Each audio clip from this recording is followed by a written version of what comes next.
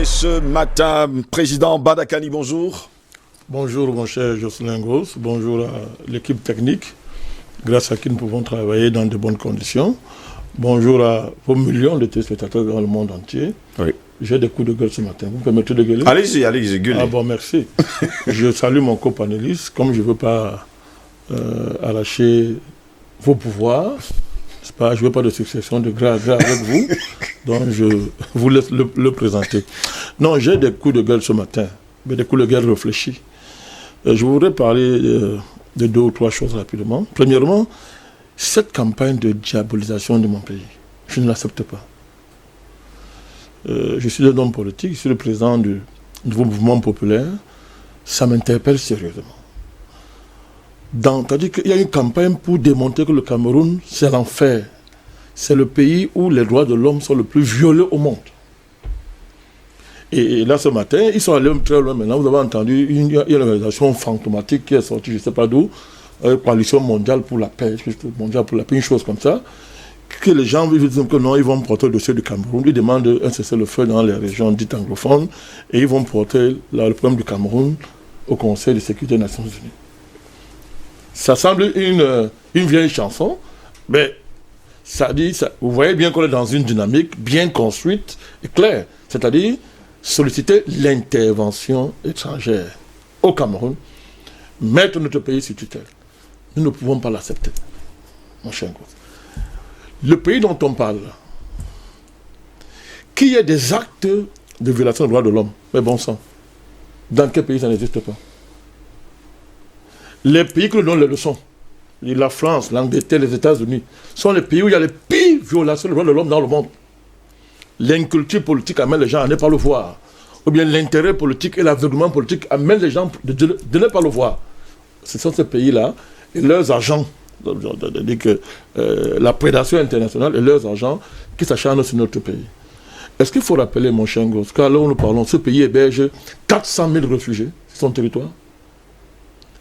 Conséquence des guerres voisines, oui, 400 000. Quand on a un réfugié, c'est quelqu'un on l'a privé de tout droit par la guerre. Donc quand un pays héberge 400 000 réfugiés, c'est que ce pays-là crée les conditions pour que les réfugiés retrouvent leurs droits humains. Ce pays-là, on le présente dans le monde entier. Ses ennemis internes, comme l'enfer en matière de droits de l'homme. On fait comme si la politique du président de la République du Cameroun, il a une politique et une stratégie élaborée consistant à violer chaque matin les droits de l'homme. Mais c'est quand même terrible. Nous ne pouvons pas accepter ça. Il faut que le gouvernement engage une communication appropriée pour corriger ça. Et prenne des mesures par rapport. Mais c'est quand même notre pays. Moi, je suis surpris de ce que j'appelle une certaine indolence gouvernementale. Comment le Cameroun ne peut pas mettre sur pied une stratégie pour concrétiser cette dynamique-là? Moi, ça devient insupportable. Moi, je suis Camerounais. C'est pas l'enfer ici, quand même. Donc, vraiment, je pense que ça interpelle tout citoyen, tout patriote camerounais qui aime un peu son pays. Ce n'est pas ça le Cameroun qu'on veut présenter là, c'est faux. C'est très faux. Il y a beaucoup de liberté dans ce pays, il faut le dire. Bien sûr qu'il y a des exactions, ça c'est clair. Mais dans ce pays, il y a beaucoup de liberté dans ce pays. Mais qu'on arrête de diaboliser le Cameroun comme ça. Et ce qui est bizarre, c'est que ce sont des hommes politiques connus, des réseaux d'activistes de la société dite civile connus. Mais apparemment, on les laisse faire. On les laisse faire. Je ne sais pas ce que l'État gagne à laisser ce genre de choses. Aucun pays au monde ne laisse son image être aussi brocadée et attaquée sans rien faire. Sinon, c'est de la complicité contre la patrie, de crimes contre la patrie. Mon deuxième coup de gueule, c'est sur cette histoire de succession de gré à gré. C'est pas possible. Mais on se demande si les Camerounais réfléchissent encore. C'est quoi ce débat sur le gré à gré? Est-ce que les gens sérieux peuvent passer le temps à bavarder sur le gré à gré si ce n'est pas une conspiration politique à des dessins inavoués? De quoi est-ce qu'on parle? Les gens qui mènent ce débat, sont les premiers qui ont, pendant que les Camerounais étaient dans la rue en 2008, et il y a eu des morts là, parce que la loi qui était valable hier pour eux, quand il fallait que la loi réprime ceux qui étaient dans la rue, 2008, je parle de nous, ce sont ceux qui ont milité pour la révision constitutionnelle 2008, qui l'ont soutenu avec des arguments de savants, qui aujourd'hui viennent nous dire que vraiment, on veut faire une succession de gré à gré au Cameroun. Mais qu'ont-ils fait en 2008, ces gens-là? Faut-il leur rappeler que les Camerounais sont morts dans les rues en 2008? Et nous, on était permis, nous avons du sang partout, on portait les gens. D'ailleurs, tu le sais. Oui. Mais pendant que nous, on défendait cette constitution, on marchait dans les rues, on portait les gens, ils étaient au gouvernement en train de démontrer que cette révision est constitutionnelle, légale et politiquement légitime. Ils pouvaient tuer quelqu'un pour défendre cette constitution. Mais qu'est-ce qui s'est passé aujourd'hui? Ils viennent raconter des histoires. Mais faut-il leur rappeler que c'est la même constitution qu'ils ont défendue hier, qui est toujours en place? Et que cette constitution, dans ses articles, je crois, 63, 64, je dis, précise très bien les conditions de sa révision. C'est écrit dans la constitution du Cameroun. Donc il est normal. Et on dit bien que l'initiative de la révision constitutionnelle revient concurremment au chef de l'État ou au Parlement. Mais c'est quel débat ça? Le président peut réviser la constitution comme il veut, quand il veut. Il n'a de compte à rendre à personne. C'est constitutionnel. Et il a été élu par les Camerounais. Il y a moins de 2 ans. Mais si des gens veulent faire des coups d'État, mais qu'ils soient courageux de dire que nous sommes des putschistes. Ça peut continuer comme ça. Et on emballe le pays, on me le fait partout, alors que nous sommes en pleine légalité républicaine. Le président du Cameroun a été élu en 2018. Il a battu ses concurrents. C'est-à-dire que, avec élégance, et il les a écrasés. Bon, les gens sont libres de dire qu'ils n'ont pas été écrasés, d'inventer les histoires, de crier partout qu'ils sont élus par eux-mêmes. Le président a gagné les élections. Et ces élections ont été organisées sur la base des lois du Cameroun. Je voulais vous rappeler qu'une bonne partie du code électoral a été compilée par ceux qui le contestent aujourd'hui. Mais c'est quand même un pays terrible, le Cameroun. Il faut rappeler ça aux gens qui font seulement de ne pas voir. Ces lois-là, le code électoral-là, ont été compilés, les éléments du code électoral ont été compilés par ceux qui braillent aujourd'hui contre ce code-là. Et quand tu le faisais hier, d'autres leur rappelaient que ce que vous faites là, c'est pas bien. Mais on est où là quand même? C'est que, mais qu'est-ce qui va pas dans ce pays? Il y a quand même un problème. Ça va prendre des gens pour des fous. Vous ne pouvez pas nous dire que ça, c'est très bien, c'est excellent, quand ça vous arrange vous. Quand ça vous arrange plus, il faut mettre le feu partout. Mais ça dit, on parle peu de la loi. Donc moi je dis vraiment, il me semble que je ne suis pas peut-être qualifié pour le dire, mais je le dis en tant que citoyen. Je dis, un État ne peut pas laisser son image se dégrader de la sorte sans rien faire. Justement, sans absolument rien faire. Albert Anatola ici, bonjour. Bonjour. Je constate que mon concept commence à faire des émules. Mon concept de coup de gueule. Je n'ai pas honte de dire. Absolument, ça c'est très bien. Mais tu es brillant. Absolument, parce que nous avons un pays qui a trop de problèmes. Et la plupart de ces problèmes, nous en sommes quelquefois des responsables, ou si, du moins les auteurs. Oui. En tout cas, mon coup de gueule de ce matin, et bien évidemment, ça va rentrer dans ce que le président Badakane parlait tout à l'heure de communication du gouvernement. Justement, qu'est-ce que nous parlons dans la stratégie de lutte contre le Covid-19 au Cameroun, notamment pour ce qui concerne justement la cacophonie gouvernementale. N'est-ce pas, il y a des conférences de presse, des points de presse, des séminaires de formation au profit des hommes de médias, de la société civile et que sais-je encore, qui sont organisés, ça et là, quelquefois sur la bannière du ministère de la Santé publique ou de quelques organismes internationaux, notamment l'UNICEF, eh bien, pour demander aux médias de sensibiliser les populations pour que ces populations repartent vers les structures hospitalières où elles vont et on commence, n'est-ce pas, à traquer à travers elles le Covid-19. Parce que de manière systématique, lorsque vous vous présentez dans une structure hospitalière, vous ne souffrez plus d'hépatite virale, ni le VIH-Sida, ni le paludisme, ni la grippe, encore moins, que puis-je dire? C'est-à-dire, il n'y a plus d'autres pathologies là-bas, il n'y a plus que le Covid-19 qui est la stade des pathologies du moment. Alors, donc, ce qu'il faut considérer justement comme étant une aberration communicationnelle, c'est que pour demander aux populations d'aller dans les centres de santé, mais arriver dans ces centres de santé, elles sont traquées. Si vous avez quelqu'un qui meurt en communauté maintenant, mettre son corps dans une morgue devient très un compliqué. Problème. Très compliqué. Ça devient un problème. Et vous vous demandez aux populations d'aller dans ces centres de santé-là? Non, il faut qu'on soit sérieux.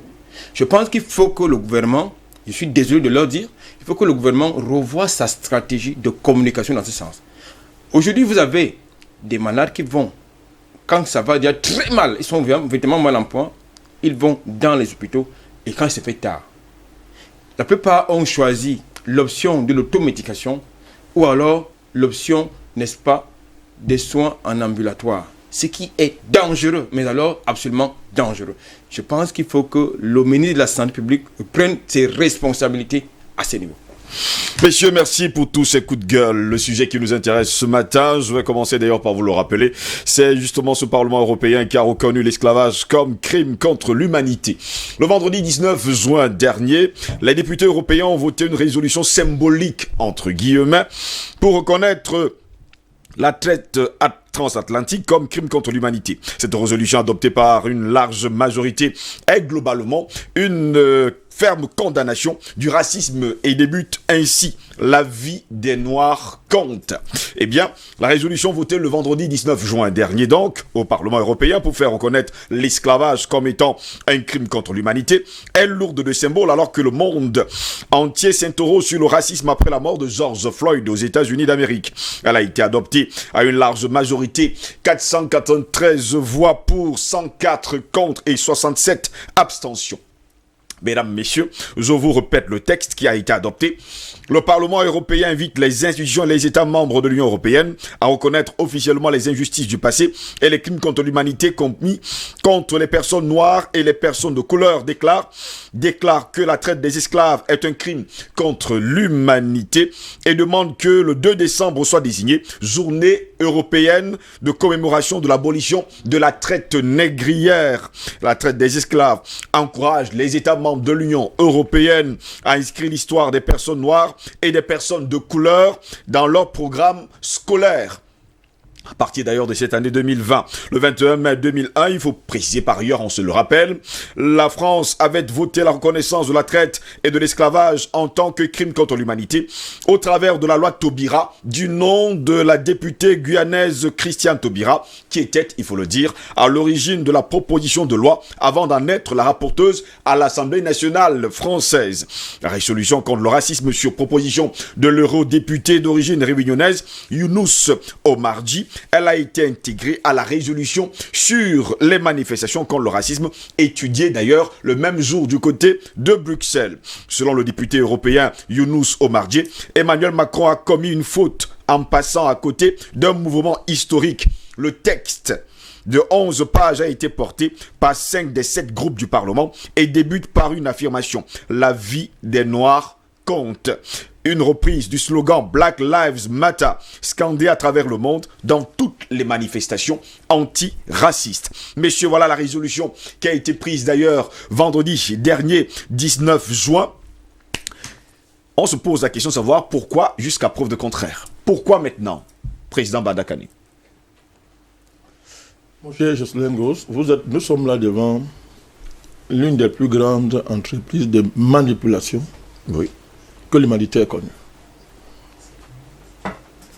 Évidemment, que les Africains se réjouissent de ces pas forcés, c'est-à-dire imposés à l'Europe, en particulier l'Occident en général, en ce qui concerne ses rapports avec l'Afrique et l'homme noir. Donc que ces pas forcés se soient imposés aux politiciens occidentaux par la lutte des Africains, lutte qui dure depuis des millénaires. Je peux comprendre, n'est-ce pas, que beaucoup d'Africains estiment que c'est une avancée. Je le leur concède. Mais analysons cette affaire-là. D'abord, l'idée, cette affaire de Black Lives Matter, je vous ai dit depuis comment j'étais très distant de ça.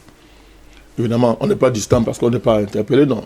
Qui peut nous contester le fait que nous sommes dans guerre? Nous sommes dans une vieille bataille pour la valorisation des droits de l'Afrique dans les rapports internationaux, dans la reconnaissance des crimes que l'Afrique a subis et sa réparation, et leur réparation, ce n'est pas à nous qu'on fera ce reproche.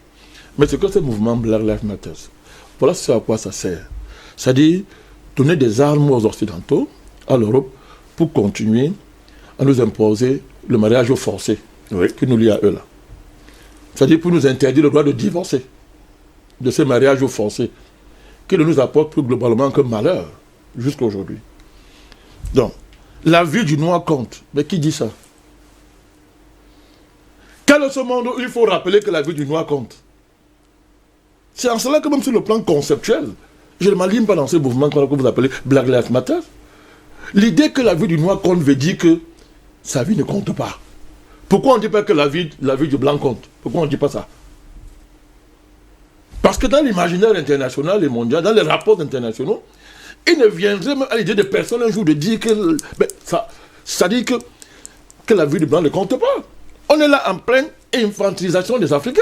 Si ma vie compte et que c'est quelqu'un d'autre qui le dit, ça veut dire que je suis un enfant. Donc, le concept même de Black Lives Matter, il faut rejeter ça. Parce que ça infantilise les Africains. Notre vie ne compte pas. Le débat n'est pas à ce niveau-là. Pourquoi notre vie ne compte pas?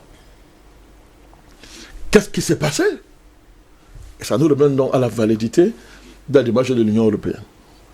Premièrement, dites-moi, comment quelqu'un peut-il être jugé de ses propres crimes? Je répète ma question. Parce que les gens qui sont plus intelligents que les autres. Vous n'avez jamais vu dans le monde quelqu'un jugé de ses propres crimes? C'est pas possible, c'est même pas... Mais il n'y a qu'en Europe qu'on voit ça. Il n'y a qu'en Europe qui peut faire ça. Ils sont juges de leurs propres crimes. Et ils vous parlent de droits de l'homme, d'état de droit, du droit international. Ils sont juges de leurs propres crimes. D'abord, à partir de ce moment-là, il ne faut même pas regarder ça. On se moque des Africains. Et on est en train de baliser encore la voie, comme je l'ai dit, pour nous maintenir dans ces rapports iniques. Mais ça ne marchera pas. C'est plein perdu. Les Africains sont assez éveillés aujourd'hui. Donc, tu ne peux pas être juge de tes propres crimes. C'est un tribunal indépendant, véritable, qui juge tes crimes. Et ça prendra le temps que ça prendra. Oui. Les Africains imposeront ce tribunal un jour, où on jugera l'Occident pour ses crimes contre l'humanité en ce qui concerne l'esclavage et la colonisation. Deuxièmement, le contexte géopolitique dans lequel il faut inscrire cette affaire. Vous n'êtes pas en train de voir que tout ça, ce mouvement-là, c'est pourquoi on parle un peu du Covid, c'est-à-dire en termes de crimes organisés, c'est-à-dire Covid en tant que crime organisé contre l'humanité en général, et en particulier encore contre l'Afrique, parce que c'est l'Afrique qui était supposée subir le pire, comme l'a raconté, n'est-ce pas, ce monsieur que vous appelez secrétaire général de l'ONU, et l'autre monsieur que vous appelez directeur général de l'OMS. Ils ont annoncé à Mondovision que le pire, c'est pour les Africains. Donc, vous avez un crime organisé, où les soi-disant médecins disent aux malades qu'on va te tuer, tu es déjà mort. Comme tu es venu à l'hôpital, sache que c'est pour recevoir le crime. C'est-à-dire, c'est pour recevoir le pire. On t'avertit comme ça. Donc, il faut plus qu'on passe le débat sur ça, il faut mettre ça de côté. Il faut mettre de côté le débat sur le fait que, mon cher Jocelyn Gauss, oui, des gens s'asseyent, organisent l'arrêt de la vie humaine à un moment donné. Sous le prétexte que c'est un virus. Bon, qui peut encore dire aujourd'hui que ce n'est pas fabriqué? Qui peut encore dire ça aujourd'hui? Parce que c'est eux-mêmes qui nous disent eux-mêmes que voilà ce qu'on a fait. Eux-mêmes, dans leur querelle, là, ils nous disent que voilà ce que nous avons fait. Quand vous écoutez des généraux italiens, vous écoutez ce qui se passe aux États-Unis, en Chine, partout, il y a suffisamment de révélations graves sur le fait que le Covid, on a organisé, c'est-à-dire que non seulement, la destruction de l'économie mondiale, mais deuxièmement, on a mis sur pied un plan pour effrayer les gens et les vacciner, parce que M. Bill Gates a décidé qu'on est trop nombreux sur la Terre. Et qu'il faut nous foutre une plus pour nous contrôler tous. Donc, il faut évacuer ça, parce que les peuples, vous voyez partout en Europe, les peuples demandent des comptes. Qu'est-ce qui s'est passé? En Italie, on demande des comptes. En France, partout, on dit, nous voulons savoir, vous nous avez manipulé, nous voulons savoir la liberté, la vérité. Tout à l'heure, on parlait de droits de l'homme. Monsieur Ngoto, vous pouvez m'expliquer, c'est quoi cette affaire? Le confinement qui a été imposé partout, ce n'est pas la suspension des libertés publiques. La suspension de liberté. Mais au nom de quoi on l'a fait? D'une prétendue pandémie. Donc les populations demandent des comptes. On demande des comptes au monde. Mais quoi de merveilleux? Pourquoi on ne parle plus de Bill Gates? Pourquoi on ne parle plus de lobby mondialiste, n'est-ce pas? Qui est derrière tout ça?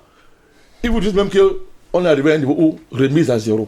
C'est-à-dire qu'ils veulent imposer une nouvelle division internationale du travail. dans le sens de leurs intérêts. C'est-à-dire, on crée des crises mondiales.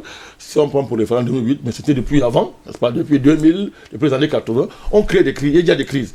Maintenant, ils ont décidé que non, nous allons créer des crises pour anticiper sur les crises et maintenir notre hégémonie. C'est ce qu'ils sont en train de faire. Parce que quand vous regardez les bénéficiaires du Covid, ce sont les mêmes gens qui ont bénéficié de la crise de 2008, de la crise de tous les crises qu'il y a eu dans le monde.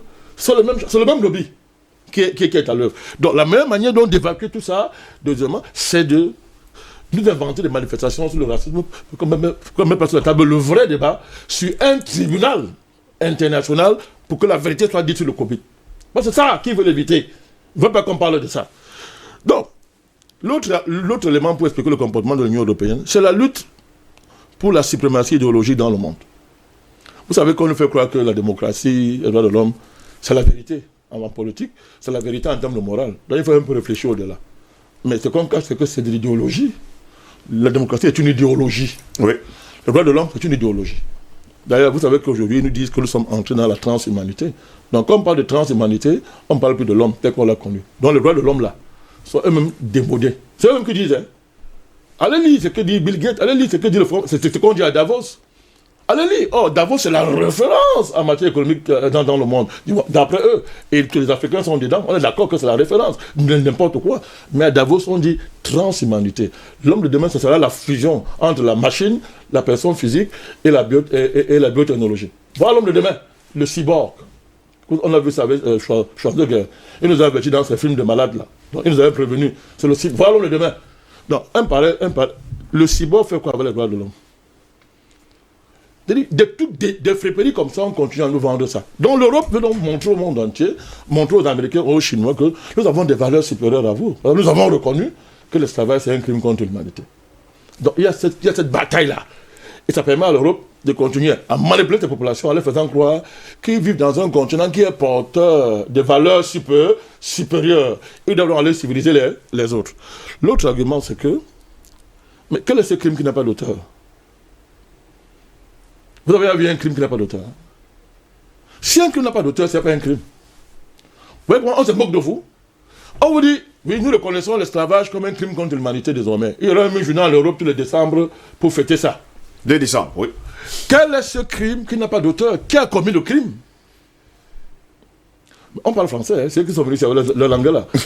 Nous savons qu'un crime, il n'y a pas de crime s'il n'y a pas un exécutant du crime. Il faut qu'il y ait quelqu'un qui ait commis un crime pour qu'on parle de crime. Quel est ce crime abstrait, n'est-ce pas, qui a surgi de nulle part et est tombé sur les Africains? Bim! Il n'y a pas d'auteur. Vous savez très bien que si on met le débat sur la table de l'auteur du crime, il va falloir la réparation. Il faut toujours la réparation. Mais voilà, on va dans la réparation. Il faut donc qu'on répare. Vous savez que depuis longtemps, depuis le sommet de Durban, les Occidentaux, aidés par cela, par un lobby juif, sont venus nous dire que non, vraiment, ce n'est pas un crime en tant que tel parce que les Africains ont vendu leurs frères. Donc, justement parce qu'on est en train de dire crime contre l'humanité, parce que ce débat est là. Comme l'Europe ne veut pas envisager les réparations, comme ils ont imposé les réparations sur les crimes contre l'humanité contre les Juifs, n'est-ce pas, de la part des nazis, il y a eu un tribunal qui a jugé Hitler. On a décidé que tout nazi suité sera traqué, même si c'est dans un WC, ça a été fait, et l'Allemagne a été frappée d'amende pour réparer, n'est-ce pas, justement, le préjudice que les Juifs ont subi. Dites-moi pour quelle raison ce qu'on appelle l'esclavage, jusqu'à aujourd'hui, on le dit crime contre l'humanité. 1, il n'y a pas d'auteur. 2, on n'a pas envie de réparer. Vous n'êtes pas en train de voir qu'on anticipe sur nous. C'est-à-dire, justement, pour que nous ne devons pas les comptes dans l'Europe, écoute, très vite pour dire que non, écoutez, nous avons reconnu vraiment, c'est un crime contre l'humanité, vraiment. Arrêtons le débat là. Je terminerai par l'autre argument pour expliquer le comportement. Vous avez vu, il y a les rapports, les sénateurs français ont fait un rapport. Le titre c'est « L'Afrique est notre avenir ». Non, je répète. L'Afrique est notre avenir. Alors quand on dit France, on dit Europe. Ces gens-là vous disent que le mariage là, c'est la vie ou la mort. Dans les termes que vous connaissez, ça ne changera pas. C'est-à-dire que nous serons toujours c'est un mariage qui sera à notre avantage, rien qu'à notre avantage. Vous n'avez rien à dire. Donc si l'Afrique doit être l'avenir de l'Europe, ben, il faut bien qu'on fasse des grimaces pour dire nous reconnaissons que vraiment c'est un crime contre l'humanité, vraiment il faut que tournons la page, trafiquons, faisons les affaires, développons faisons du partenariat. C'est de cela qu'il s'agit, mon cher Goff. C'est inacceptable. Nous ne sommes pas là, nous les Africains, ce n'est pas l'Europe qui nous dit ce que nous avons à faire. Les Africains vont continuer à se battre pour l'avènement de ce tribunal. Ça prendra le temps que ça prendra. Ce tribunal va siéger. Et le crime contre l'humanité qu'on appelle l'esclavage doit être réparé dans toutes ses dimensions, morales, culturelles, spirituelles, économiques, sociales, éducatives et individuelles.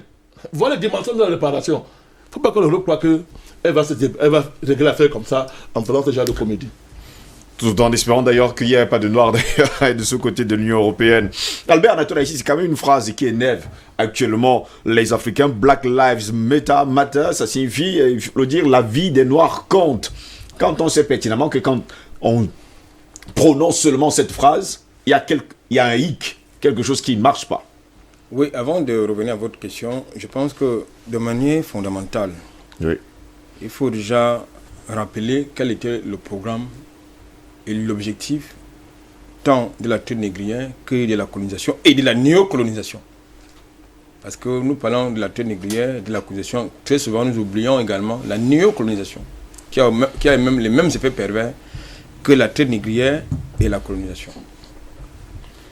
C'était un programme politique, un programme économique, un projet juridique qui avait une idéologie, le racisme, oui, et une philosophie, la suprématie de la race blanche sur les autres races.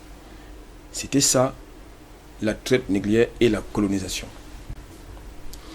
Lorsque j'ai dit cela, je dois donc faire comprendre que sur le plan historique, les vaisseaux qui partaient des ports de Bordeaux, Nantes, entre autres, venaient sur les côtes africaines, déporter nos ancêtres pour aller travailler dans les plantations de canne à sucre, que ce soit en Europe, c'est-à-dire dans les dom-toms français actuels, soit en Amérique, entre autres. Ce qui nous ramène sur la responsabilité des uns et des autres. Dans tous les cas, puisque Paris a pris sur lui de porter ce projet à travers, non pas les Français de souche, mais des Français de nationalité, c'est-à-dire naturalisés, puisque vous voyez que la plupart des activistes intellectuels, je veux dire, sont d'origine africaine. Vous avez cité Christiane Taubira, elle est guyanaise en réalité. Donc, elle est métissée. Vous avez Younous Omarjé, c'est également un métissé. Claire. Donc, il est réunionnais. C'est pour dire quoi? C'est pour dire qu'en réalité, ce n'est pas l'Europe, de manière fondamentale, qui a porté ce projet pour se mettre sous la pression. Non, du tout. Déjà que l'histoire même de la traite négrière, de la colonisation, n'est pas enseignée à leurs enfants. Ils ont pris l'initiative depuis vendredi que ce sera désormais enseigné dans les écoles. C'est depuis 2001 qu'ils le disent. Oui. C'est depuis 2001 qu'ils le disent. Ils ne l'ont jamais fait. Le droit de l'homme. C'est depuis 2001 qu'ils le disent. Ça n'a jamais figuré dans le programme scolaire de leurs enfants là-bas. Ça veut donc dire qu'il y a un tabou de ce côté-là. Il y a un pan de la mémoire historique de ce génocide humanitaire qu'on voudrait occulter. Oui. Et je pense que, moi déjà, pour revenir au contexte, la formulation d'une résolution symbolique, ça me pose un problème. Pourquoi une résolution symbolique? Ça veut dire qu'en fait, on reconnaît un demi-mot, mais en fait, c'est pas ça. On se moque de vous. Non, en réalité, il ne s'agit pas de ça. Donc, ce qui suppose donc, en fait, tout à l'heure, comme le président Badakane le disait, l'indiquait fort opportunément, comment un bourreau peut être son propre juge. C'est une aberration. Un bourreau ne peut pas être son propre juge pour se juger de ses propres crimes. Non. Je pense que de ce point de vue, les victimes que nous sommes, Oui. ou du moins les ayants droit ou leurs descendants, c'est nous qui devons porter le flambeau, justement, pour leur faire comprendre que ce n'est pas vous qui fixez le cadre juridique, le cadre historique, tout ce que vous voulez, ou géopolitique, c'est nous qui devons le fixer parce que il s'agit de nous. Maintenant, de manière fondamentale, on ne peut pas aller vite en besogne. Parce qu'il s'agit des génocides qui a 3 paliers, comme je l'ai indiqué tantôt. Vous avez la traite négrière. Vous avez la colonisation. Vous avez la néocolonisation. Qui est là? Ça, c'est important. Qui est encore là. Qui est également pernicieuse, la néocolonisation. On ne peut pas parler de réparation sans faire l'inventaire. Ce serait également aller très vite en besoin. Il faut d'abord connaître, il faut d'abord faire tout l'inventaire tout l'inventaire nécessaire. Parce que demander réparation, cela suppose que tout cet inventaire a été fait. Et ça prend beaucoup de temps. Ce qui s'est passé au Parlement de l'Union européenne, n'est-ce pas, la semaine dernière, c'est une mise en scène politique. Pour moi, c'est mon point de vue, ça peut ne pas être partagé par beaucoup, mais c'est une mise en scène politique, justement, pour faire une diversion. Il ne faut pas oublier qu'actuellement, l'Europe d'une manière générale et la France, qui occupe le peloton, sont en pleine campagne de marketing sur le continent africain. Ça, il faut le dire. Ils sont en pleine campagne. Ils savent que nous savons. Ce qu'ils croyaient que nous ne savions pas. Donc, ils sont en pleine campagne et vous allez voir des gestes, des actes comme ça se multiplier. Ce n'est pas un flying fire comme vous avez l'habitude de dire, mais il s'agit de la diversion, surtout pour nous faire croire qu'en fait, ils sont en train de prendre, c'est pas eux de prendre en compte nos revendications, nos idéatas et surtout ce dont nous avons besoin. C'est à nous de fixer le cap de ce que nous pouvons leur revendiquer. Bon, on a l'impression aujourd'hui que les Africains sont bien. Black Lives Matter. Pour revenir à votre question. Oui, allons-y. Pour revenir à votre question, je pense que il y en a, vous savez, dans un mouvement d'ensemble,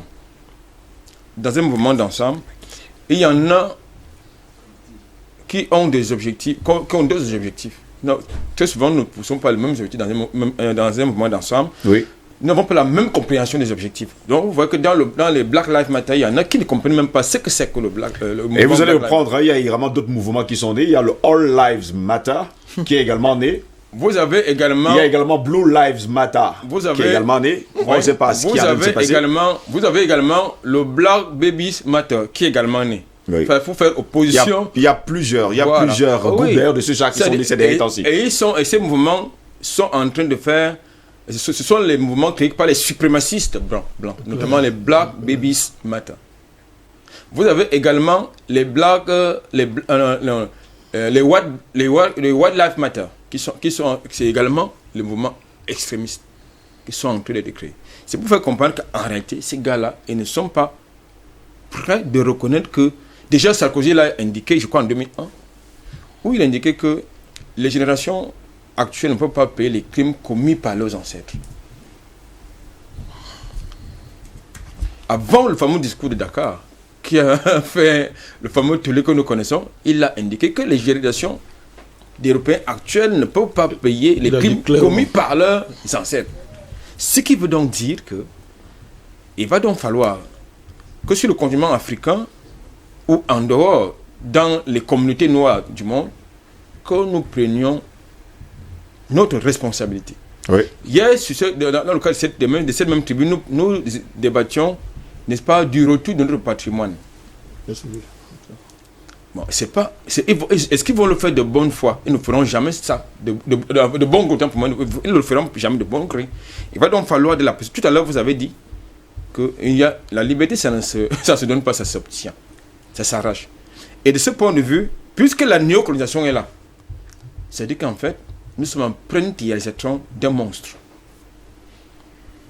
Donc, je crois que, d'une manière générale, il faut déjà qu'on commence par un début de quelque chose, c'est-à-dire la reconnaissance politique des effets pervers et de la traite négrière, de la colonisation et de la néocolonisation. La seconde, c'est pouvoir faire l'inventaire. Parce que parmi les morts, vous aviez ceux qui étaient fusillés, qui étaient pendus, qui se suicidaient.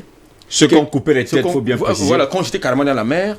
Ceux qu'on attachait d'ailleurs, et avec des pierres dans un sac, on attachait et puis on jetait dans la mer. Je pense qu'il va donc falloir faire l'inventaire. Il y a les cas de viol, parce qu'aujourd'hui vous avez des policiers, une communauté de population métissée, qui n'était pas le fait des mariages conventionnels, mais c'est quelquefois le fait des viols. des abus sexuels. Le terme utilisé d'ailleurs à cette époque, c'était mulâtre, alors mulâtresse. Alors, je pense donc... Il faut bien préciser.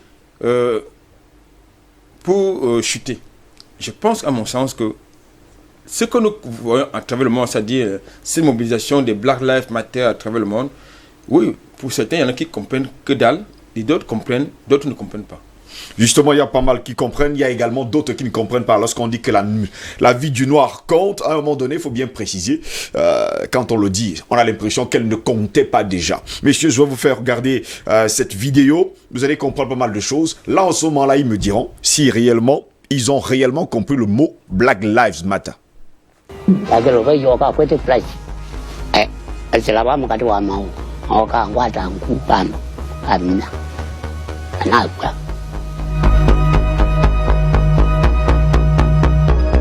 Nena kwatiwa novo na kitambaa kinovo na maona momo bwata na kunewa soba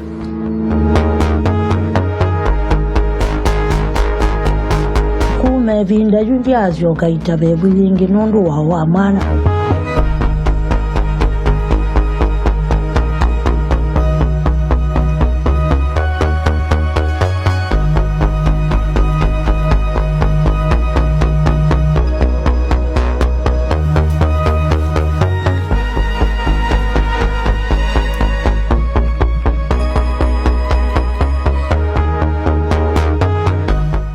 Akaumiria nginya mwisho andu igana rimwe agacokorokerio hau arikiria agacokorokerio agacokoroka na guku iguru iguru na ciuko ingi itari njega.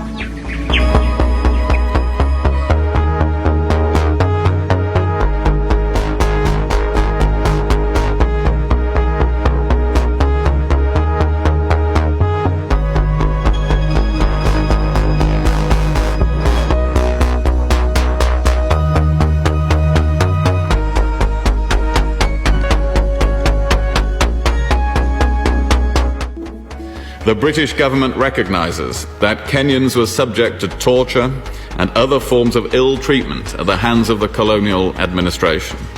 The British government sincerely regrets that these abuses took place and that they marred Kenya's progress towards independence.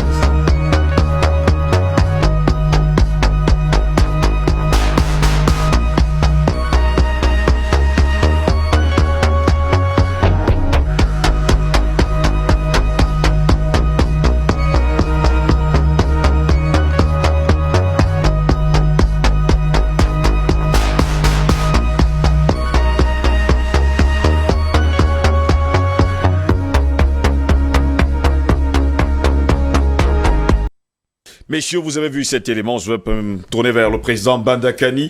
Et là, vous avez d'ailleurs vu ces dames, et sans oublier ce monsieur qui parlait d'ailleurs de ces testicules qui avaient été broyés par une pince. Il y a une dame d'ailleurs qui a reçu entre ses jambes une bouteille qu'on a enfoncée entièrement et totalement dans là où vous savez d'ailleurs. Cette bouteille s'est brisée, elle n'a plus jamais porté d'enfant. Il y a d'ailleurs une autre qui nous a dit qu'on lui a fait des vilaines choses même, qui n'est même pas permis d'ailleurs de prononcer devant les caméras de télévision. Voilà ce qu'a fait en tout cas la colonisation. On parle bien sûr des Mao Mao du côté du Kenya. On nous fait savoir d'ailleurs que la Grande-Bretagne a reconnu ses crimes et a reconnu d'ailleurs qu'elle a payé 5000 à 5228 victimes de l'argent, ce qui pour certains Africains n'est absolument rien comparé à la douleur et sans oublier aux morts. Et c'est, il faut le dire, les séquelles qui en sont restées d'ailleurs. Aujourd'hui, on parle de Black Lives Matter, alors que le mot en lui-même ne dit absolument rien. C'est comme si la vie du noir n'a jamais, absolument jamais compté. Permettez-moi de revenir sur l'excellente analyse de mon ami Anatole ici. Mais on se moque de qui? Je voudrais dire à l'entendre de mon propos que les Africains conscients ne peuvent pas, doivent regarder de loin ce mouvement. C'est une insulte, on insulte les Africains. Vous ne pouvez pas parler de la vie de l'homme noir en Europe aujourd'hui, vous ne parlez pas du Covid. Quel est ce mouvement qui parle de racisme un matin comme ça, juste après le Covid aux États-Unis? On ne parle pas du Covid. Moi, je vais vous dire, il faut dire ça aux gens qui ne savent pas. Ce mouvement a été créé pour faire battre Donald Trump, c'est tout.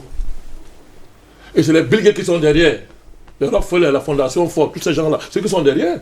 Vous me voyez, moi, Africain conscient, être manipulé par Bill Gates?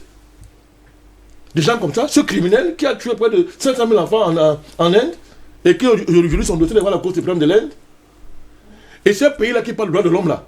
Tout à l'heure, je vous parlais des activistes africains qui découvrent les droits de l'homme. Ils aiment les gens qui osent créer des ONG, ils disent qu'ils militent pour les droits de l'homme. Ils ne sont pas au courant qu'il y a 500 000 Indiens qui ont été massacrés par Bill Gates avec des faux vaccins. Vous avez entendu l'Union européenne en parler? Vous avez entendu l'ONU en parler? Bill Gates est au cœur de toutes les campagnes mondiales de vaccination. Il est l'ami intime de M. Macron. Il est l'ami intime de tous les présidents européens. Il est la star de l'Union européenne. Alors, on vous parle de bêtises comme ça? Et parmi les Indiens qui ont été tués, il y a combien d'enfants noirs parmi? Il y a près de 90% sont des Indiens noirs. Vous me suivez? On vous parle de racisme, machin et consorts. Donc, il faut faire très attention avec ces mouvements-là. C'est du n'importe quoi. C'est même pour détruire la cause. Parce que beaucoup de gens s'y engagent sans essayer de réfléchir sur les fondements de ce mouvement. Vous pouvez parler derrière un mouvement qui vous dit votre vie compte. Mais c'est pas possible. On doit dire à un être humain que sa vie compte. On dit ça à un être humain. Mais si on vous dit, il faut qu'on fasse le constat de la raison pour laquelle votre vie ne comptait donc pas.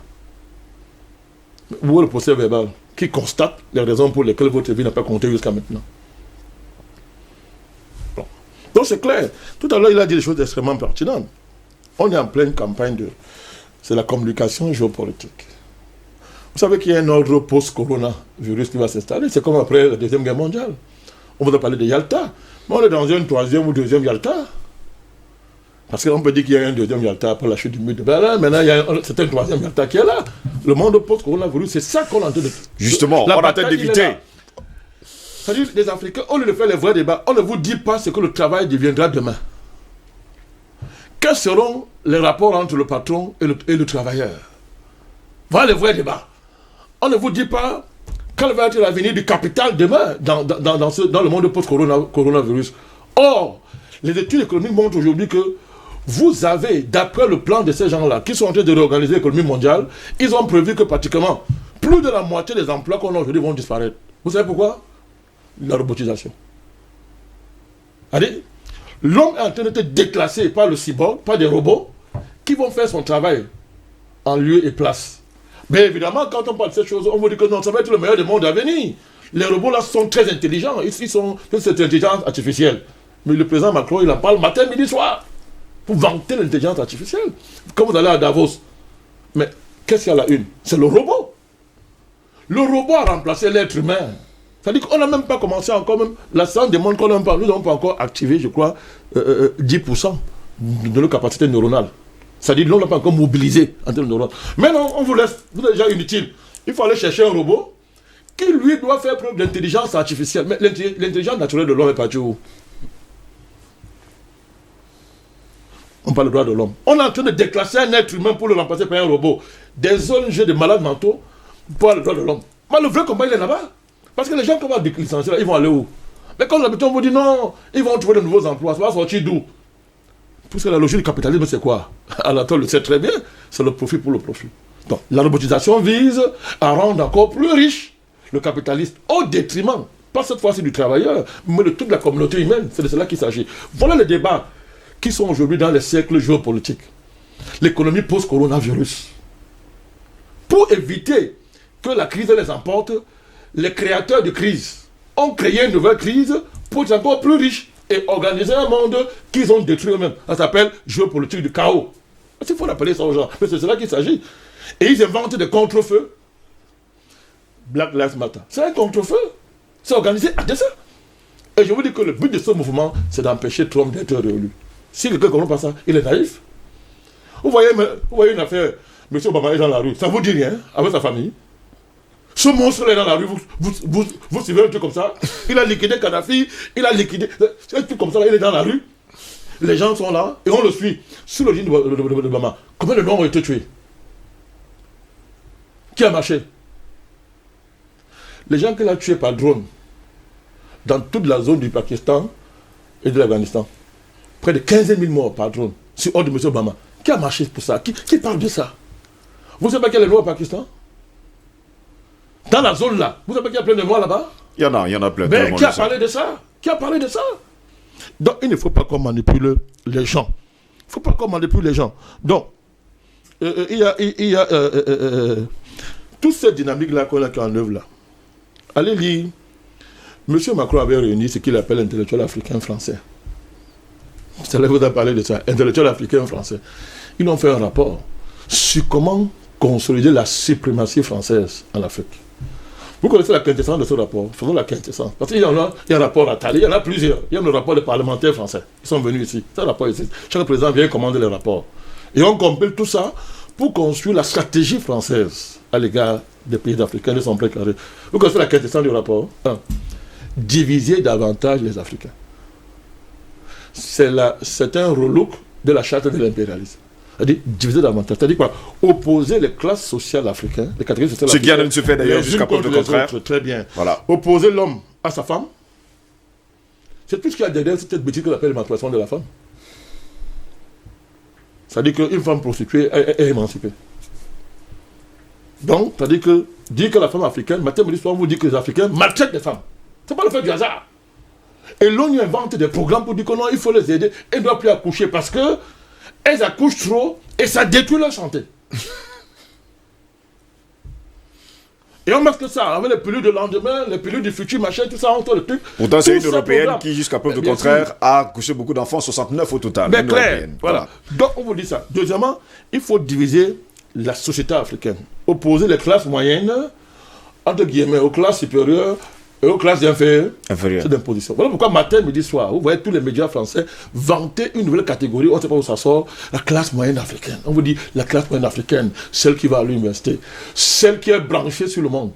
C'est-à-dire, elle peut voyager un matin, elle quitte chez elle le matin, elle prend l'avion, elle est à Paris, et à la fin de la soirée, elle est à Washington, elle passe 2 jours, elle revient en Afrique. Voilà la propagande. Voilà l'Africain qui la propagande en tout cas. Oui, c'est l'Africain du futur. Voilà l'Africain que le Français, la politique française doit magnifier. Comme vous avez vu, il y a des politiques spéciales en matière de visa étudiants, par exemple. On va faciliter les choses pour que vous allez rentrer dans les universités, facilement, des choses comme ça. On va financer l'entrepreneuriat féminin.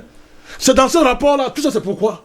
Diviser pour mieux régner. Diviser les Africains pour les affaiblir.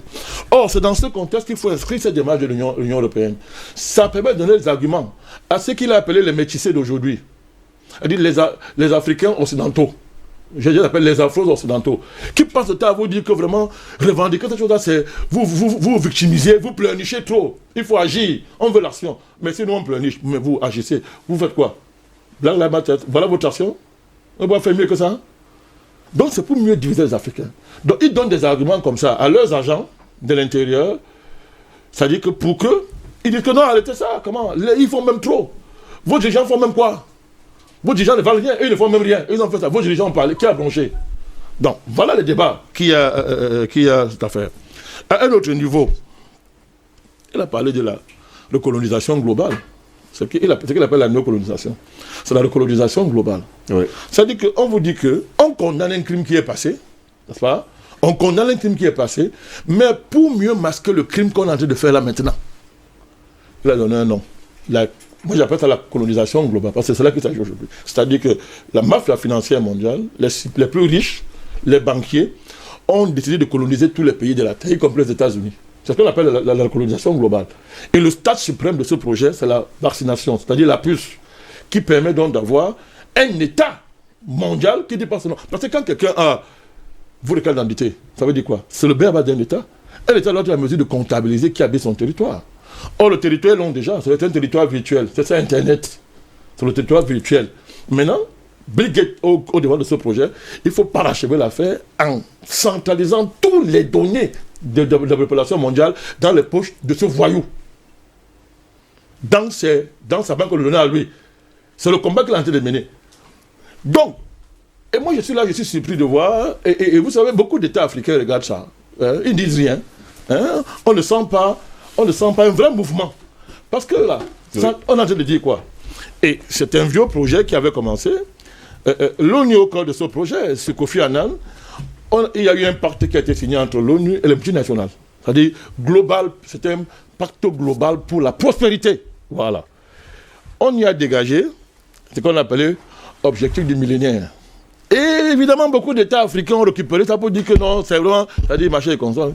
Or, derrière, lorsque l'ONU, mon cher Anatole, et ces multinationales commencent à enlever aux États leur raison d'être, à savoir définir les priorités nationales. C'est ça le rôle des États, entre autres. Lorsqu'on vous retire ça, et on commence à confier ça à un programme mondial qu'on appelle l'objectif millénaire, les gens ne voient pas ça venir. Maintenant, quelqu'un va centraliser tous les données majeures de la population mondiale. Il va le centraliser. Quand ça va être fait, dites-moi à quoi serviront nos États. À quoi ça ne servirait à rien d'avoir une carte d'identité ici. Ça ne sert à rien. Parce que la vraie carte d'identité, c'est Bill Gates qui l'aura. Et comme c'est une carte d'identité vraiment numérique, ça permet de te manipuler à dire nos États serviront en quoi? Voilà la dépossession de la souveraineté nationale. Voilà l'anéantissement de la souveraineté nationale. Voilà pourquoi tu as raison de dire néocolonisation, c'est-à-dire recolonisation globale. C'est de cela qu'il s'agit. C'est un autre aspect. Pour revenir à la comédie que nous jouons. L'Union européenne? Non, l'histoire de Momo. Momo, du Kenya. De Mao Mao, oui. Momo, pardon. Vous voyez, mon cher Jocelyn, voilà la considération qu'on a pour nous. Moi, je me rappelle que les Belges ont fait ça aussi. C'est-à-dire, un matin, les Belges se sont réveillés. Ils ont commencé à dire que non, ils ont fait du mal aux Congolais. Un matin, c'est pas ce qu'il a appliqué. Ils ont fait du mal aux Congolais. Ils ont appelé le fils de Lumumba. Ils ont dit viens. On va créer une fondation pour la démocratie. Vraiment, on a fait du mal à ton père.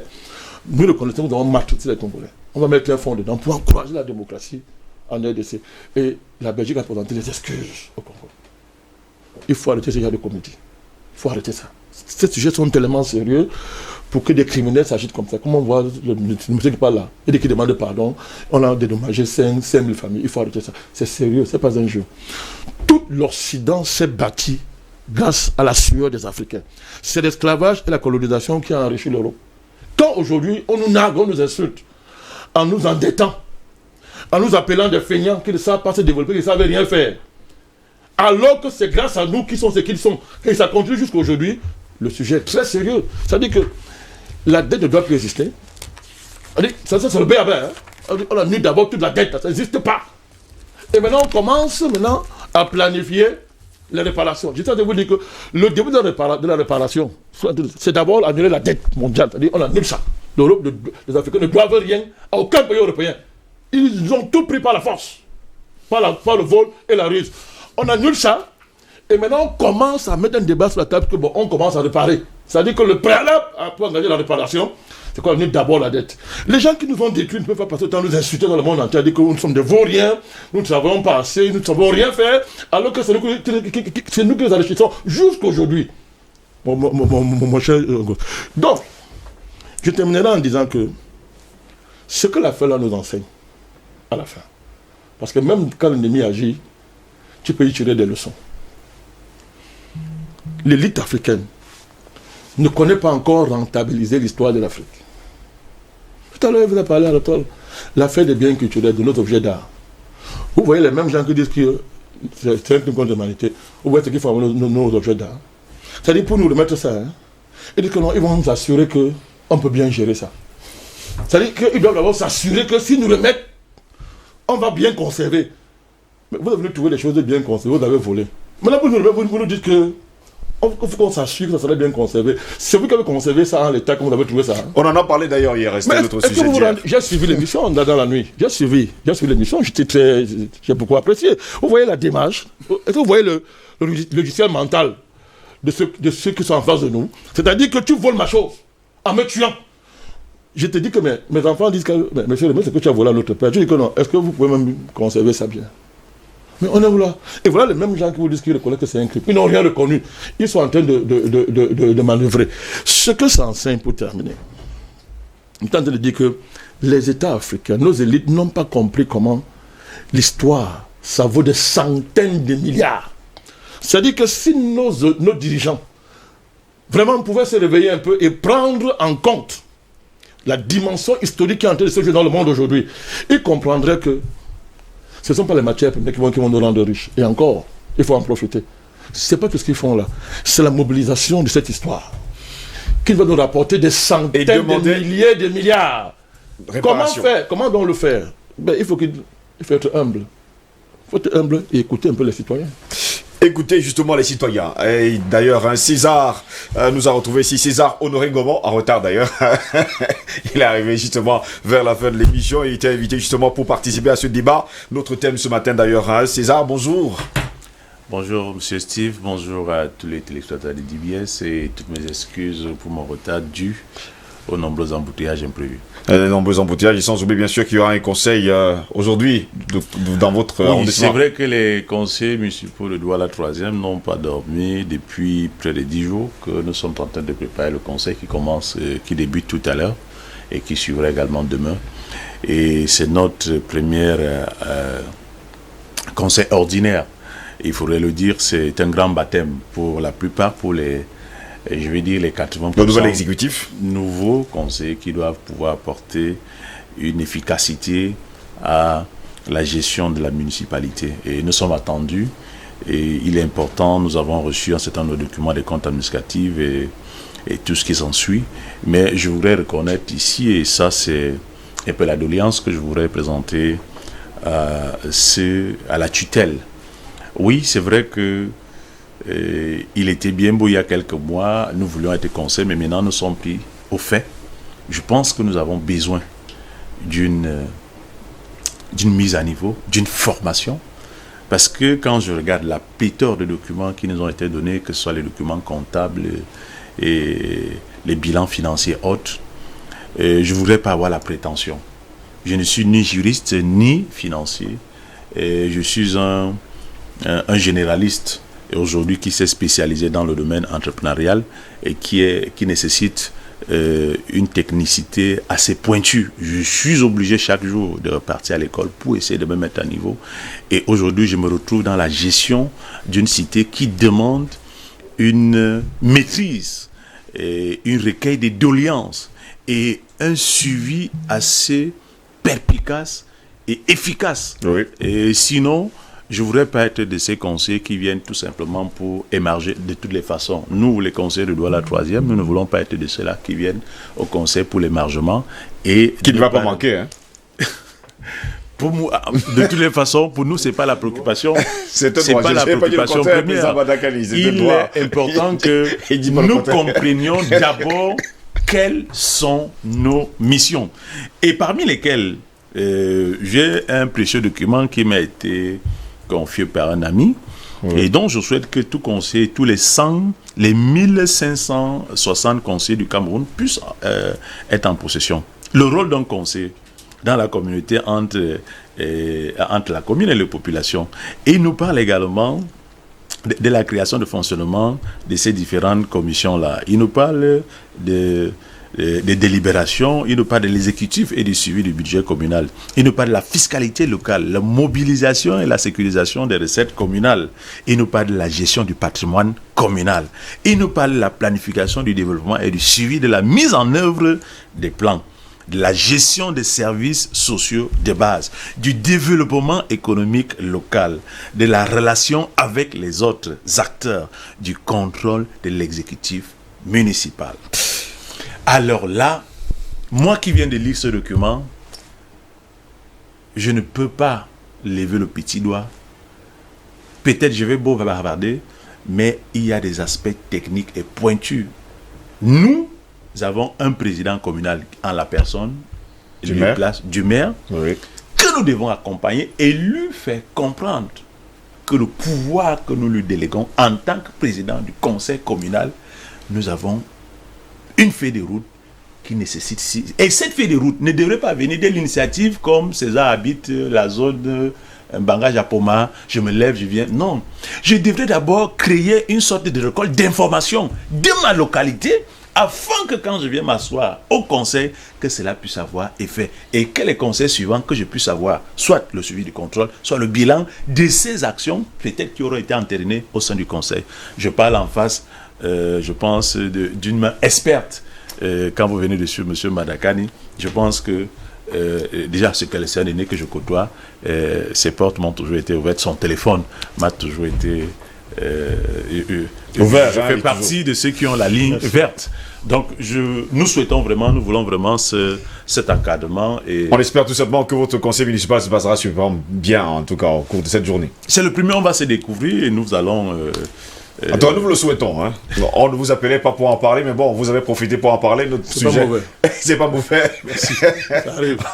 Ça arrive. Il faut précisif. Non. C'est vrai que le sujet que j'avais trouvé, l'aîné Mbadakani, il est assez calé, pertinent. Qu'est-ce que je devrais encore dire? Donc, je ne peux que... je ne peux que plaider et pour présenter une doléance pour notre conseil, parce que c'est ce qui n'est pas le sujet. Donc, il va me dire tout ça. Il a même le tourner dans la farine, là, le mec. Albert Anatola, ici, vous avez suivi d'ailleurs le président Mbadakani dans sa prise de parole. Il nous faisait savoir que jusqu'à preuve de contraire, les autorités, je parle bien sûr des gouvernements africains, jusqu'à preuve de contraire, n'ont pas encore pris conscience, justement, des batailles futures, n'ont pas pris conscience de cette bataille géopolitique qui nous tend les mains. Ils ont un mot à dire, mais on a l'impression qu'ils ne disent rien. Mais dès qu'ils n'ont pas encore pris conscience, j'ai le sentiment que vous voulez justement être... vous voulez être un peu plus angélique vis-à-vis de... Non, écoutez, ils ont pleinement conscience. Ils ont pleinement conscience. Malheureusement, je suis oublié de vous le dire, et c'est la vérité. Ils ont pleinement conscience de cette situation. Mais ils ne veulent pas prendre des actions courageuses. Vous savez, la problématique de la traite négrière, de la colonisation et de la néocolonisation, c'est que tout à l'heure, le président parlait de... Mbadakani parlait de... que puis dit qu'il qualifiait de colonisation globale. Ça continue de faire des effets pervers. Sur le continent, tout à l'heure, lors de la revue, vous parlez par exemple des problèmes fonciers. Ça, ce sont les conséquences de la néocolonisation. Donc, je pense, à mon sens, à partir du moment où M. Sarkozy vous dit que le gouvernement français ne peut pas être comptable des crimes commis par ses ancêtres, ça veut tout simplement dire qu'on n'a rien à attendre de ces personnes-là. Ce qui s'est passé le 19 juin... Mais les crimes commis par eux, on ne voit pas également que Sarkozy lui-même a commis des crimes, en tout cas sur le sol africain. Absolument. Avant d'y arriver, c'est un contemporain. Peut-être l'histoire va nous amener vers Sarkozy. Mais il faut que l'histoire nous amène vers Sarkozy pendant son vivant. C'est important. Ce qu'il faut noter, c'est quoi? C'est que lorsqu'on voit pas des réparations, on ne doit pas que parler des réparations en termes de torture, de décès. Il y a un effet psychologique, mental, pervers qu'aura causé cette histoire. Et ça, on ne peut pas évaluer cela.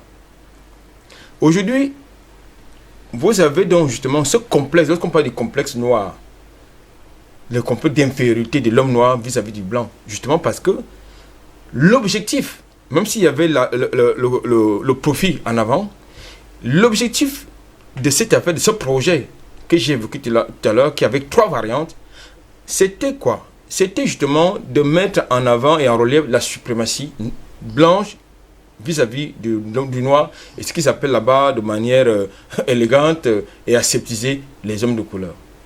Donc je pense que de ce point de vue, et ça continue aujourd'hui, c'est-à-dire que ce soit le Libanais que vous rencontrez dans la rue, que ce soit le Chinois, que ce soit le Français, lorsqu'il vous rencontre dans la rue, lorsqu'il suffit seulement qu'il y ait une peau blanche, l'homme noir a de la peine. Il a de la peine à lui faire comprendre que monsieur, je suis un décomplexé. La preuve, c'est que vous avez des intelligences locales, mais ce qui vient d'ailleurs, qui est perçu comme étant de la bonne matière, un produit de meilleure qualité. C'est ça qu'il s'agit.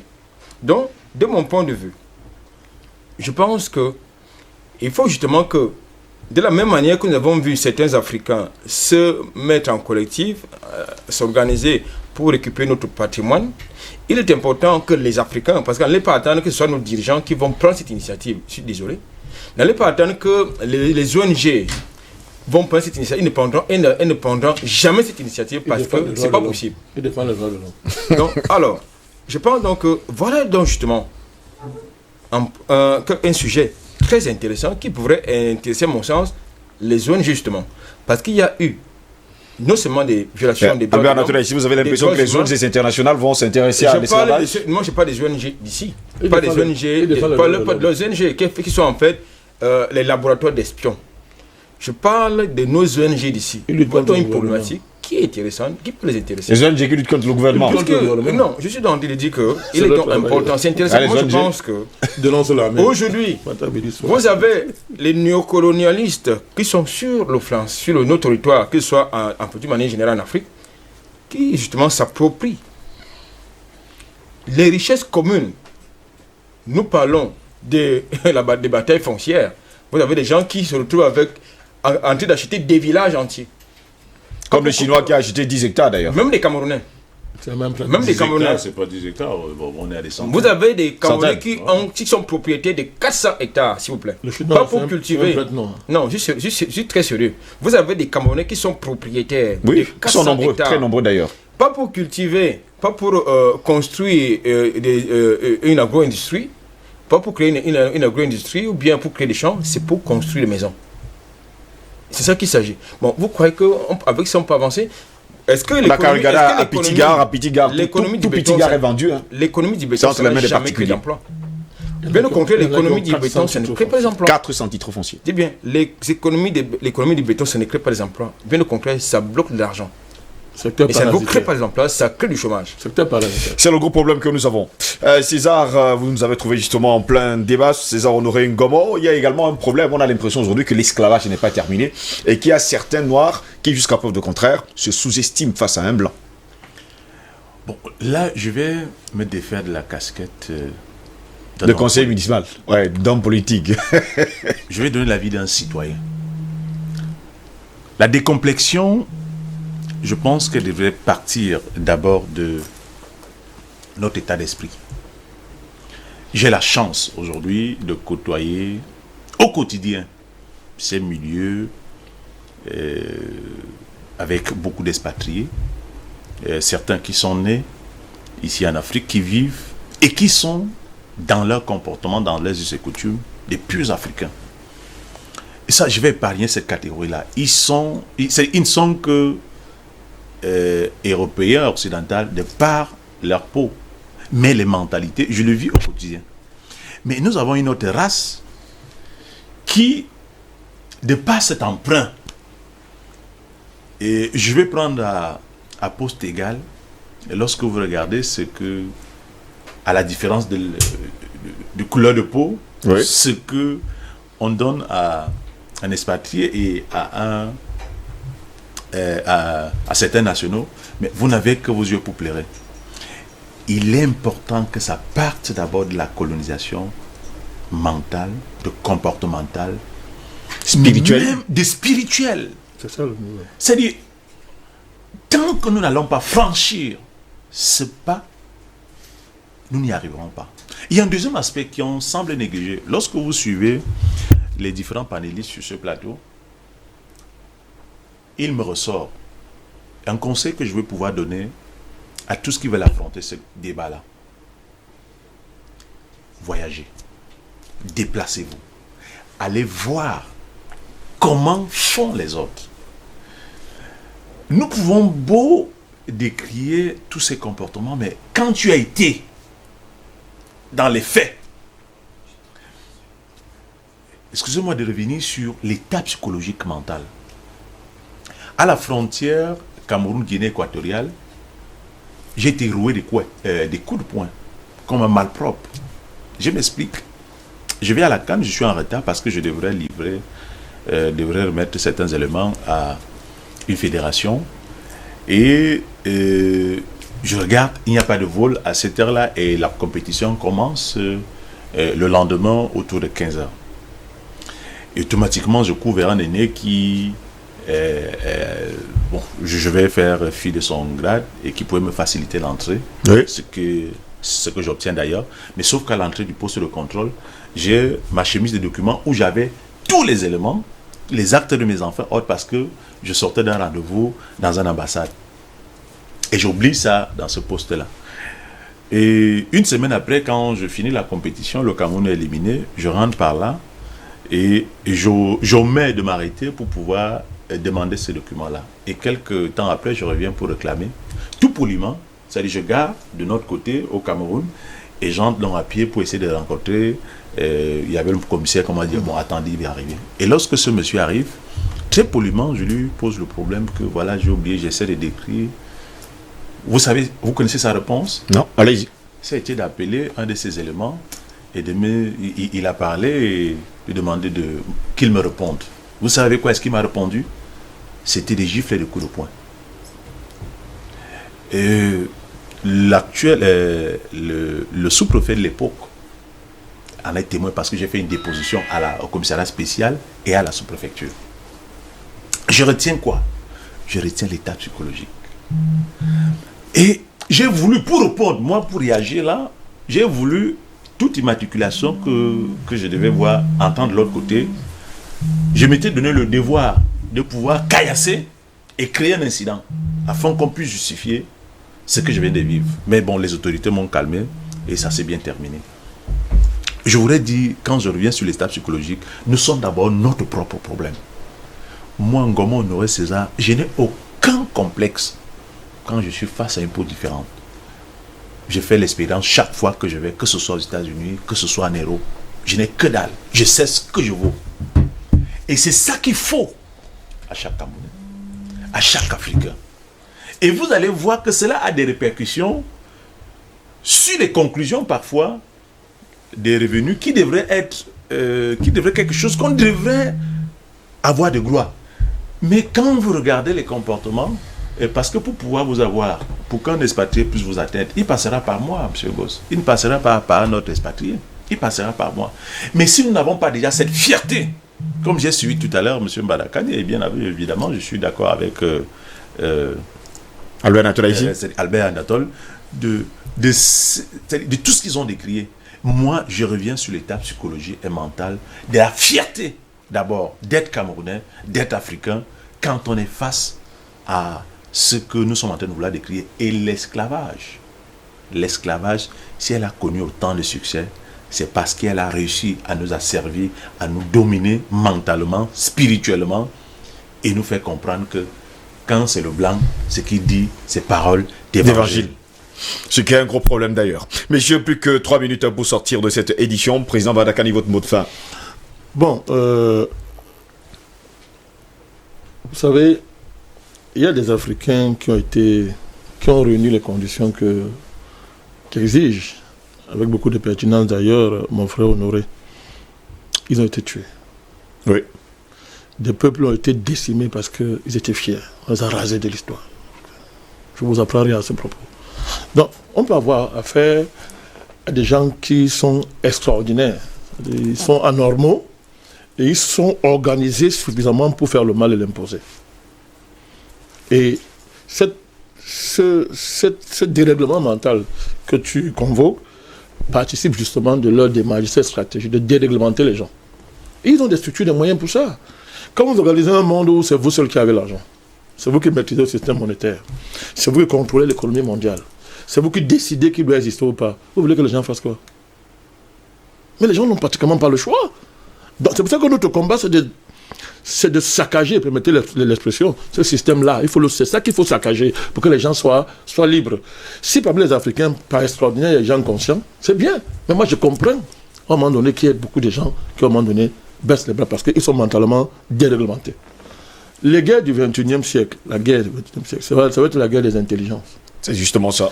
Les Occidentaux ont compris ça, ils ont inventé l'intelligence artificielle. C'est-à-dire, Ils commencent à voir que les Africains deviennent très intelligents. Oui, intelligence artificielle.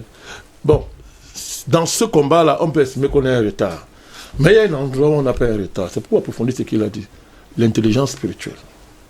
On n'est pas en retard. Il faut que les Africains mobilisent l'intelligence spirituelle de leur peuple et de leur population. Et là-bas, il n'y a pas de limite. L'intelligence artificielle, c'est rien. Je vous ai démontré que la puissance mentale de l'être humain n'est même pas encore utilisée à 10%. À 10%. Oui. Même pas. Mais ils inventent l'intelligence artificielle parce qu'ils sont des capitalistes, c'est pour maximiser le profit. Mais il faut qu'on mobilise cette intelligence-là. Et à ce niveau-là, c'est l'Afrique qui a l'avantage. C'est pour ça que si nous savons mobiliser notre histoire, on va gagner ce combat. Vous voyez, on nous a enseigné pendant longtemps que Hitler était le démon de l'humanité. C'est-à-dire le plus grand démon de l'humanité, c'était Hitler. Le projet d'Hitler, c'était la suprématie de la race aryenne. Qu'il considère comme étant la race supérieure. Tout à l'heure, il parlait de suprématie blanche. Mais aujourd'hui, ouvrez les yeux. Mais mon frère Honoré, est-ce que l'esclavage est fini? On est en train d'entrer dans l'esclavage universel. C'est pour ça qu'ils peuvent dire que l'esclavage passé était un crime contre l'humanité. Parce que là, maintenant, ils sont en train de nous faire entrer dans l'esclavage universel. Le projet de pucer les hommes, c'est quoi? C'est justement ça, messieurs. Là, vous ne pourrez même pas vous libérer. Quand on mettra une puce, vous ne pourrez même pas vous libérer. Albert Anatola, ici, pour sortir l'émission? Non, pour sortir l'émission, je voudrais dire deux choses. La première, c'est nous, les Africains, nous les victimes, du moins les descendants, qui devront prendre nos responsabilités. Je voudrais quand même rectifier quelque chose qu'on nous a dit tantôt. Même parmi les esclaves, il y en a qui étaient des rebelles. C'est-à-dire qui n'avaient aucun complexe. Ils sont très nombreux. Qui n'avaient aucun complexe. Maintenant, au niveau de l'intelligence artificielle, il y a des Africains qui sont également très avancés, c'est-à-dire qui n'ont rien à envier. J'en connais au Cameroun, qui est mon pays. Non, je pense que pour qu'aujourd'hui, on puisse aboutir à une réparation, oui, il va falloir qu'ils ne disent pas que ça ne se passe pas seulement par une résolution symbolique qui demande le pardon. Qui demande d'abord le pardon. Oui. Qui demande le pardon et qui est repentance. Qui est repentance et qui est également réparation. Matérielle et financière. Réparation matérielle et financière. César Gomon, oui. Je dirais il y a une rumeur qui a circulé, je vais sortir par là, avec soit c'est un emprunt, Macron disant que tout Africain qui va entrer justement sur le sol européen devrait avoir été vacciné. Je l'avais dit depuis longtemps. On en a parlé sur ce plateau. On l'avait dit depuis très longtemps. Pour moi, c'est une volonté politique. Et c'est là où le politique doit entrer en action. Serlex, Durlex. On applique la réciprocité. C'est-à-dire que... Pour venir chez nous ici. Et je pense que cette pandémie est une opportunité pour nous, Africains. On a pu démontrer que pendant 3 mois, les frontières africaines peuvent rester fermées. Et on ne meurt pas. On ne meurt pas. On vit. La preuve. Regardez dans nos marchés. Malheureusement, Air France est déjà là. Non. Regardez nos marchés. Les produits vivriers. Sans converser avec eux, on n'est pas mort. Je vous dis aujourd'hui, avec 1000 francs de ration chez moi, on a une très bonne sauce de sauce tomate avec du riz cultivé en DOP. Mais on vit tranquillement. Voilà un exemple typique. Donc, commençons à fermer les frontières. Merveilleuse conclusion. Tirons les conclusions. Regardez comment les oignons abondent le marché. Regardez comment la tomate abonde le marché. Ce n'est plus exporté. Ce n'est plus exporté. C'est ça qui me dit. Merci monsieur d'avoir été là ce matin. Merci beaucoup d'avoir été là ce matin. César Gomon, merci d'avoir été là. Bon conseil. Hein. D'ailleurs, tout à l'heure, Albert Anatola ici, merci également d'avoir été là. Président Badakani, merci également d'avoir été là. Je pourrais vous dire officiellement devant tout le monde, hein, on a besoin de vous demain matin. Comme ça, au moins, vous n'allez pas vous départir de ça. Il faut que les droits de l'homme viennent intervenir. Mesdames, messieurs, comme je le disais d'ailleurs à l'entame de cette édition, si l'esclavage n'est pas mauvais, rien n'est mauvais. Lorsque l'homme s'habitue à voir les autres porter les chaînes de l'esclavage, c'est qu'il accepte lui-même un jour d'emporter. Être servi à soi-même est le plus pénible de tous les esclavages. Au plaisir de vous retrouver demain pour une nouvelle édition de DBS Matin. Merci d'avoir été des nôtres. Bonne journée à toutes et à tous.